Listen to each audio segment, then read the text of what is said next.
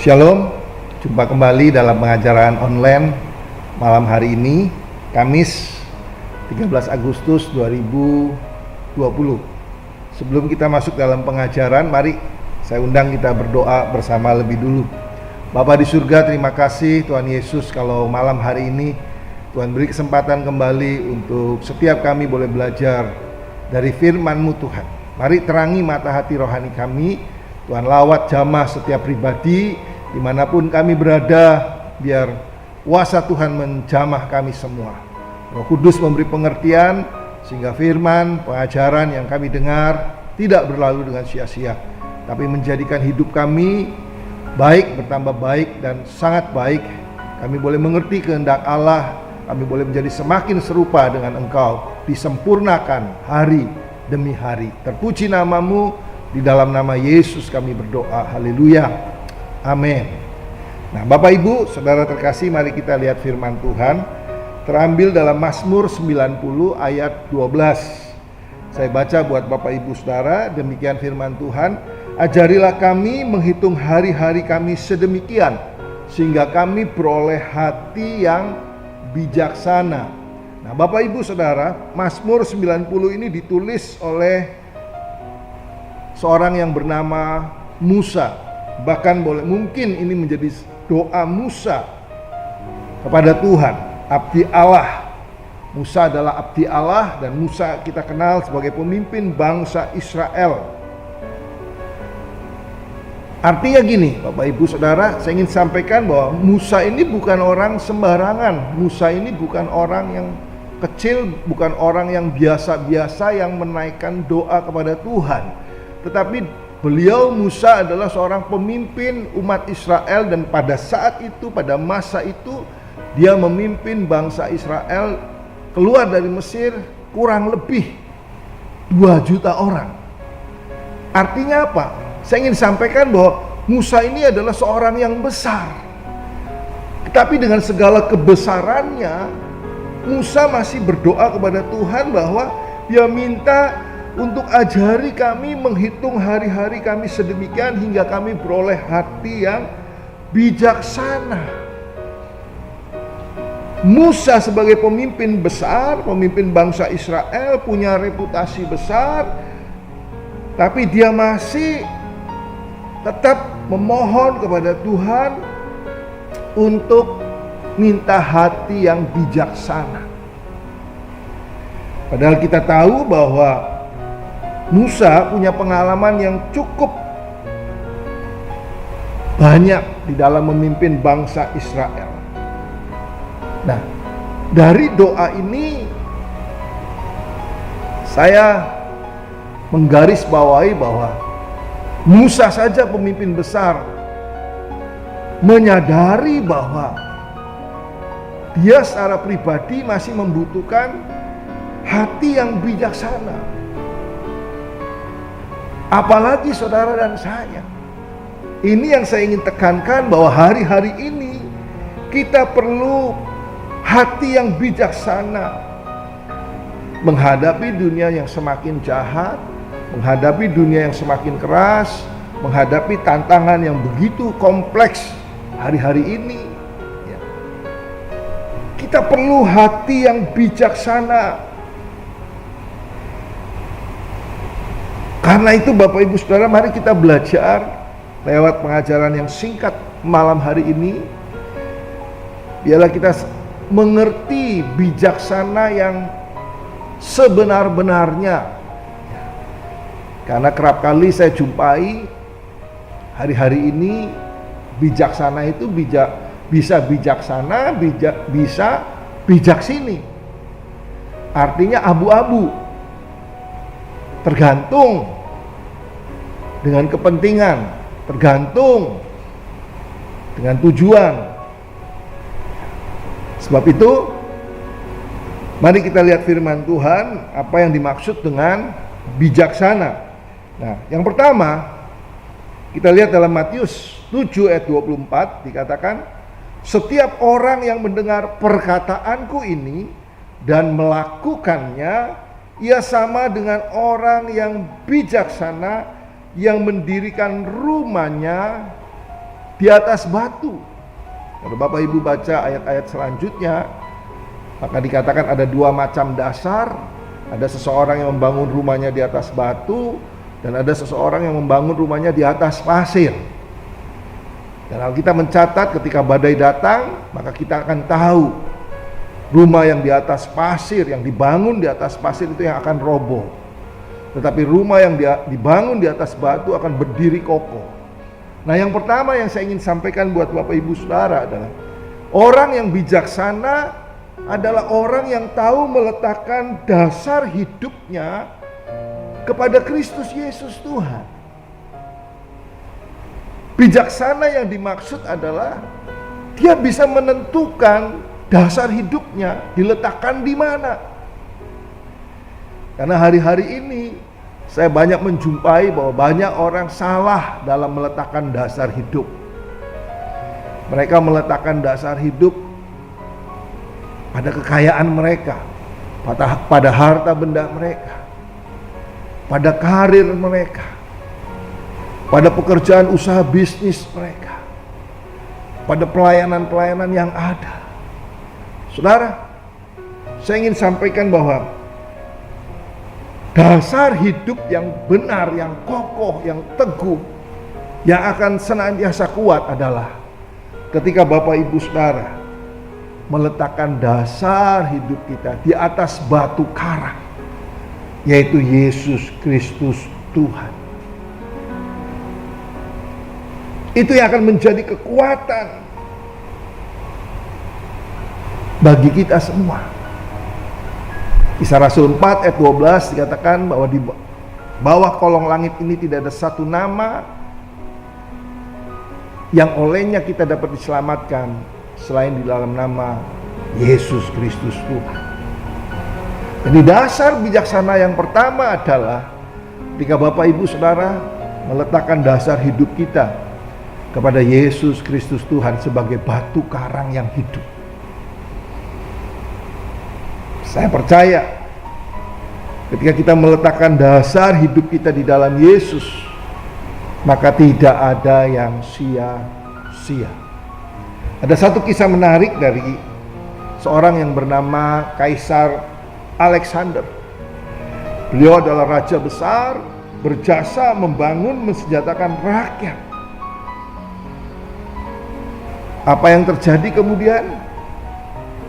Menjelang ajal menjemput dia, maka dia berkata bahwa kelak kalau dia meninggal, dia ingin supaya kedua tangannya terjulur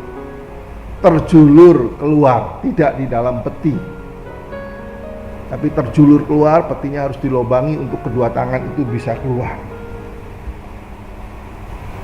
Maksudnya apa? Maksudnya dia akan menunjukkan bahwa apapun yang dia kerjakan, apapun yang dia lakukan ketika dia meninggal, dia tidak membawa apa-apa. Artinya dia sia-sia. Tanpa iman dalam Kristus, kita tidak sampai ke rumah Bapa. Karena Yesus berkata, tidak ada seorang pun yang sampai kepada Bapa tanpa melalui Yesus Kristus. Sebab itu saya berdoa di hari-hari yang sukar ini, saudara letakkan dasar hidupmu pada Yesus Kristus, maka engkau menjadi orang yang bijaksana. Yang kedua, apa yang dikatakan oleh Alkitab tentang bijaksana, kita akan lihat dalam Amsal 14 ayat 12. Dikatakan, siapa lekas naik darah berlaku bodoh, tetapi orang yang bijaksana bersabar. Ciri dari orang yang bijaksana atau orang yang mempunyai hati yang bijaksana adalah orang ini pasti sabar. Saudara, kalau kita melihat Musa, Bilangan 12 ayat 3 mengatakan bahwa Musa adalah orang yang lembut hatinya. Tidak ada di bumi yang seperti Musa, yang lembut hatinya.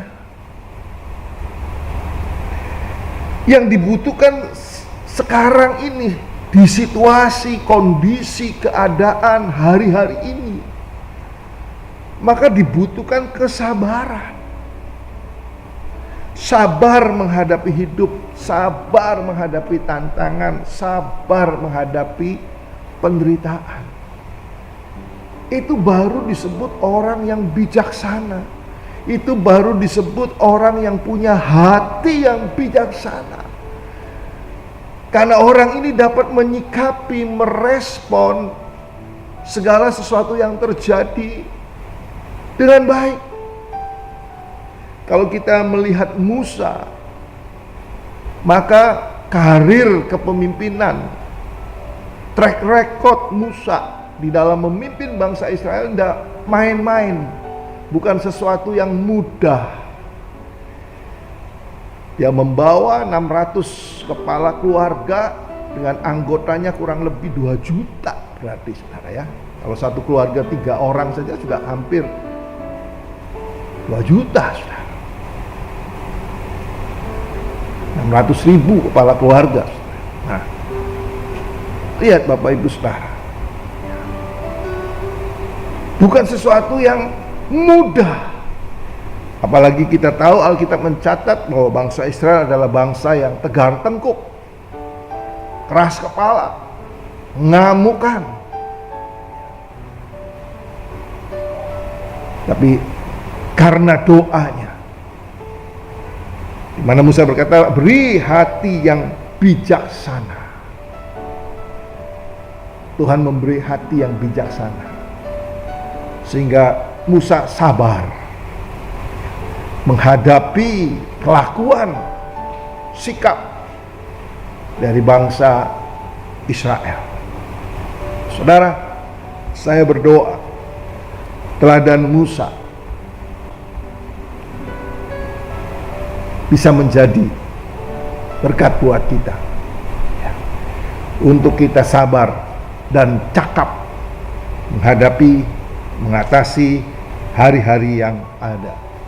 Yang ketiga Bapak Ibu Saudara, bijaksana yang ketiga, yang pertama dikatakan tahu meletakkan dasar hidup yang benar, yaitu di atas batu karang Yesus Kristus Tuhan. Yang kedua, orang yang bijaksana adalah orang yang sabar. Sabar menghadapi hidup, sabar menghadapi tantangan, sabar menghadapi penderitaan. Orang yang cakap mengatasi semuanya. Maka yang ketiga, Efesus 5 ayat 15 dikatakan dan 16, karena itu perhatikanlah dengan seksama bagaimana kamu hidup. Janganlah seperti orang bebal, tetapi seperti orang arif. Dan pergunakanlah waktu yang ada, karena hari-hari ini adalah jahat. Ciri dari hati yang bijaksana, seorang yang bijaksana adalah dia tahu waktunya Tuhan.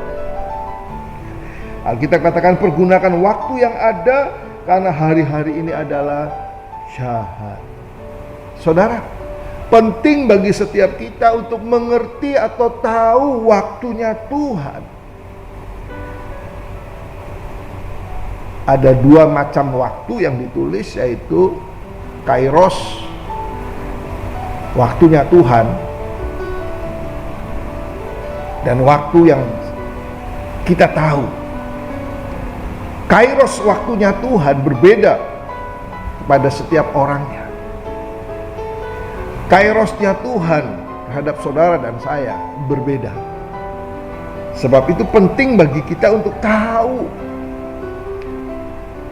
Karena waktu Tuhan itu singkat, sekejap, dan tiba-tiba. Makanya Yesus